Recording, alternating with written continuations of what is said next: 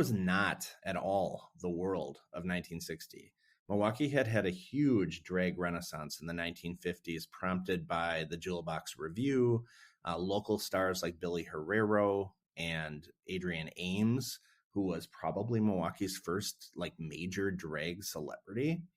I mean, this person, I mean, if we could find out more about Adrian Ames, I would love to write a book about just Adrian Ames, because he really lived a bon vivant life and as an openly gay female impersonator throughout the 1950s in Milwaukee, New York, San Francisco, and other places, called Milwaukee home for about 12 years and really elevated this art form. The thing to remember, and this I cannot underline or underscore this enough, is that drag was not associated with gay bars. It was distinctly separated from gay bars because female impersonators did not want to be seen, as they are being accused today, of being deviants, of being criminals, of trying to deceive anyone, of trying to recruit anyone, or of being any kind of sexual being in any way. Gay bars of the 1950s and 60s did not allow what we would now maybe call cross-dressers, or I prefer gender nonconforming people, within the bars. They were seen as police informants. They were accused of being sex workers. But most importantly, they attracted and demanded attention that the people who went to these bars did not want to deal with at all, because they went there to be anonymous. They couldn't be seen in the daylight, so they went to shadowy bars with no windows. There was a famous, Milwaukee Journal expose in the early 1960s, that these bars were so dark that some of them were like darker than candle lit. I mean, these people really, truly were living in the shadows, and into this world walks this, very colorful, very animated, very sociable female impersonator. No, they did not want these people in their space. Sure. So that is why the Black Knight was so essential for the community, because when it reopened from being Mary's Tavern, which was kind of like a bar and grill kind of place, and the Old Mill Inn had also been kind of a working man's tavern restaurant thing, kind of a nickel beer and a shot kind of place. When it reopened as the Black Knight, it reopened as a place for everyone. They let everyone in there.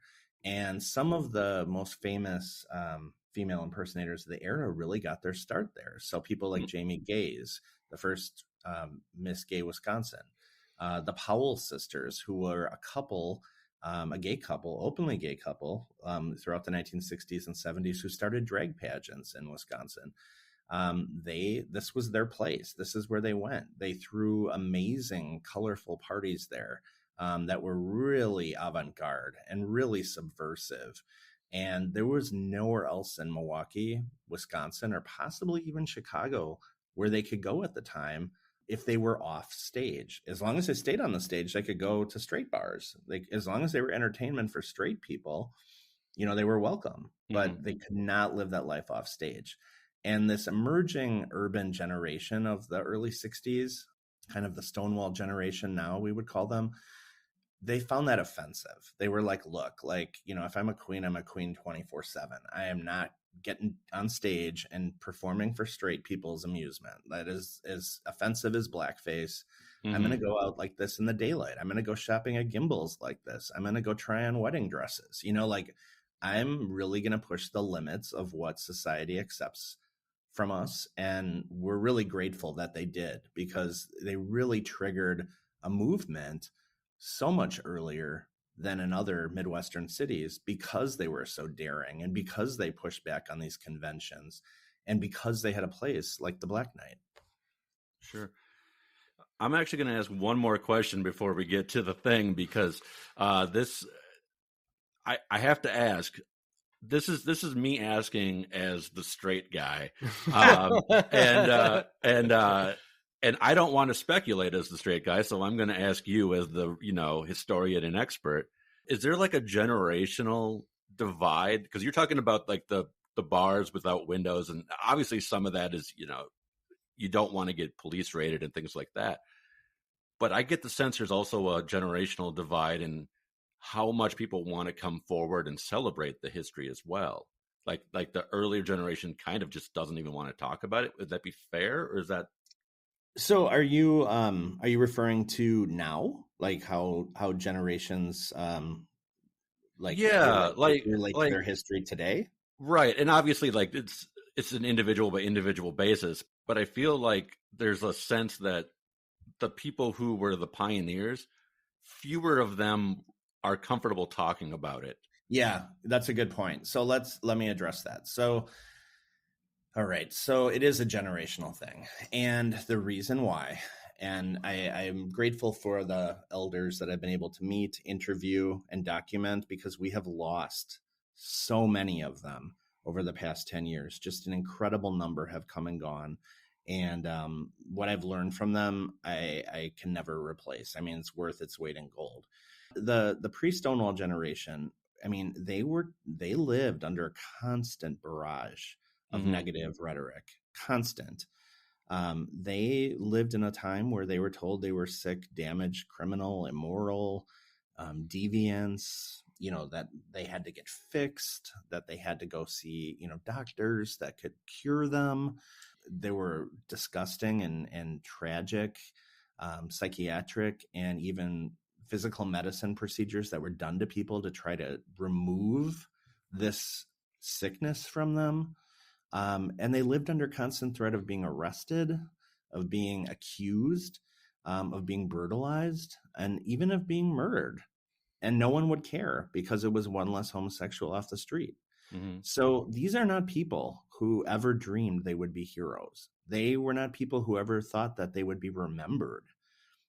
They did not think that, they would ever amount to anything. The whole world was against them. The legal system, the medical system, the education system, banking and credit, workplaces, even residential was all completely biased against anyone who was perceived to be anything other than straight.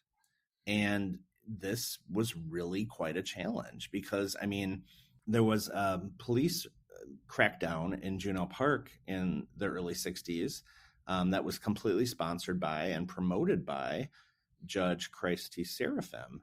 And this, campaign had a body count. They actually tried to apprehend a brewery worker who had a previous police record, and he tried to escape, and they literally beat him up so badly that he died the next morning. And the people involved in his murder were cleared of all charges because he was a criminal and he was trying to escape. So of course it was okay that they beat him to death. I mean, there were no marches for that guy. I mean, Elroy Schultz is not a name anyone knows in Milwaukee, but it sent this shockwave through the community within a year before the Black Night that, you can be chased, you can be hunted, you can be arrested, you can be targeted, and now you can even be murdered, and no one will care because Mm-hmm. you're just another homosexual. And I mean, I can't even imagine what living in that era felt like. As my my good friend George Opper, who was nicknamed Bunny and was part of the gay scene since the late 40s, told me, he's like, honey, like we could be scared or we could decide we were going to put our pretty face on and go out and be seen. And he said, if I'm going to go to hell, I'm going to go to hell in high heels. So, the hell with these people. Yeah.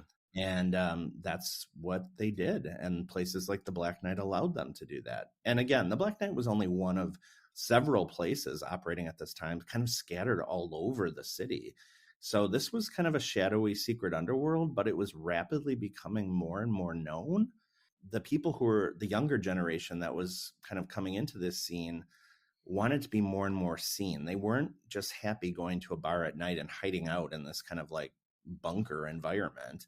They wanted to be seen in the daylight. Because of all of this repression and all of this trauma and all of this stress, there are times that, when we deal with elders, particularly people who were around before Stonewall, so people in their 80s, 90s, they're so reluctant to share their lived experiences. They're so hesitant to share what life was really like because they were forced into situations that, today we might judge them for. Mm-hmm. And they don't want to be judged. They've been judged their whole life and they don't want to relive that, in their senior years. But there are some who were really triumphant and really prospered because they weren't afraid and they were going to fight back. Those are the people who have really inspired and informed our history project and have really allowed us to build this like amazing tapestry of this amazing timeline